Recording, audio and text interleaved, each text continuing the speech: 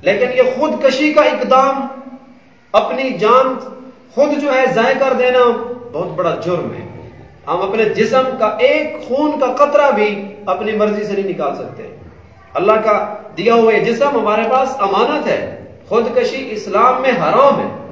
جس بندے نے خودکشی جس حالت میں کی، قیامت تک قبر کے اندر اسی حالت میں رہے گا۔ حدیث میں آتا ہے اگر کسی نے زہر کا پیالہ پیا، قیامت تک قبر میں اس کو زہر پلایا جاتا رہے گا۔ کسی نے اپنے پیٹ میں نیزہ مارا، قیامت تک اس کے پیٹ میں نیزہ مارا جاتا رہے گا۔ اگر کسی نے اپنے آپ کو پہاڑ سے گرا دیا، قیامت تک وہی سزا اس کو ملتی رہے گی۔